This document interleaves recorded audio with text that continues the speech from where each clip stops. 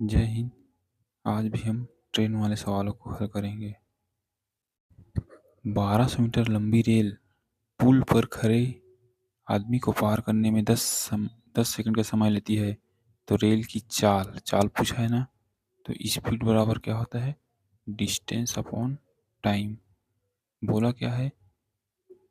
एक 1200 मीटर लंबा, सॉरी 120 है ना, 120 मीटर लंबा रेल, इसे पुल पर खड़े, मान लो ये कोई पुल है, पुल में कोई व्यक्ति खड़ा है, इसको पार करने में 10 सेकंड का समय लेती है। तो रेलगाड़ी की चाल देखिए, तो यहाँ दूरी क्या होगा? जब भी कोई रेल किसी व्यक्ति या खंभे को पार करती है तो वह स्वयं की दूरी पार करती है। तो यहाँ दूरी कितना होगा? 1200 मीटर, सॉरी 120 मीटर। और समय क्या होगा? वही 10 सेकंड। तो 12 मीटर पर सेकंड आपका चाल आ जाएगा। लेकिन अगर किलोमीटर पर आवर पूछे था इसी सवाल को, यहाँ ऐसे दे देता किलोमीटर पर आवर में बताइए इसका चाल, तो 12 18/5 से मैं गुणा कर देता, जो भी आता है ये आपका पॉइंट में आता, चाल आ जाता है। ठीक है।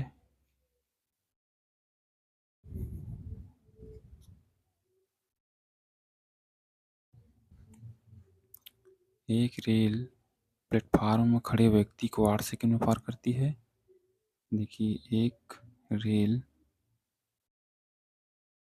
प्लेटफार्म में खड़े व्यक्ति, चलिए प्लेटफार्म बना देता हूँ, यहाँ कोई व्यक्ति खड़ा है, इसको पार करने में 8 सेकंड का समय लेती है, 8 सेकंड का।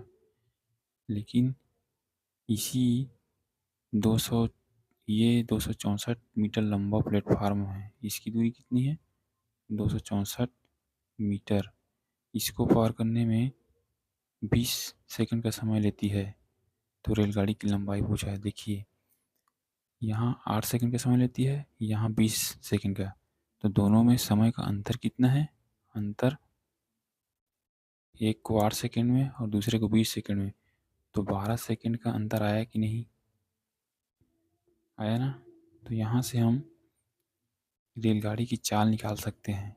अगर रेलगाड़ी की चाल मुझे मिल गया तो रेलगाड़ी की लंबाई भी मिल जाएगा। और अंतर 12 सेकंड का है, और यहाँ अंतर कितने का है? 264 मीटर का। क्यों? क्योंकि वो एक प्लेटफार्म को पार करता है तो 12 सेकंड एक्स्ट्रा रहता है, तो ये 264 भी एक्स्ट्रा होगा। तो स्पीड क्या होगा? Distance by time. डिस्टेंस कितना है? 264 बटा अंतर कितना है? 12 सेकंड। तो यहाँ से 12 दूनी 24, 12 दूनी 24, 22 सेकंड। आंसर नहीं है, सॉरी, ये तो टाइम। क्या है? स्पीड है, मीटर पर सेकंड इसका स्पीड है। तो उसने पूछा है रेलगाड़ी की लंबाई। देखिए, यहाँ किसी भी एक इक्वेशन से आप रेलगाड़ी की लंबाई निकाल सकते हैं। एक रेल प्लेटफार्म खड़े व्यक्ति को 8 सेकंड में पार करती है, यहीं से हम अपना आंसर निकाल लेंगे। देखिए, जब कोई रेल किसी व्यक्ति को पार करता है तो वो अपनी खुद की दूरी पार करता है। तो यहाँ से सीधा आपका डिस्टेंस निकल जाएगा। डिस्टेंस बराबर क्या होता है? Speed into time. ठीक है। तो स्पीड कितनी है?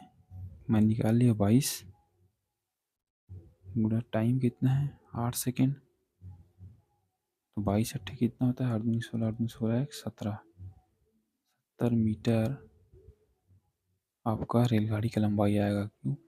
क्योंकि मैंने बार बताया है कि कोई रेल किसी व्यक्ति को पार करता है तो वह स्वयं की दूरी पार करता है, मतलब 176 मीटर उसका दूरी होगा, लंबाई होगा ट्रेन का।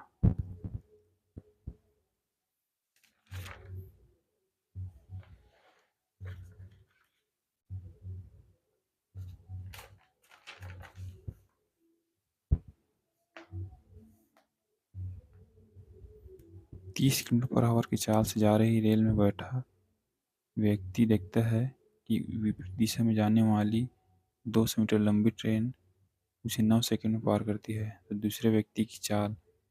देखिए, आप इस सवाल को होमवर्क में रखिए, कल मैं इस सवाल का आंसर दे दूंगा। वीडियो अगर अच्छा लगता होगा तो लाइक शेयर और सब्सक्राइब जरूर करें। चलिए मिलते हैं अगले वीडियो में।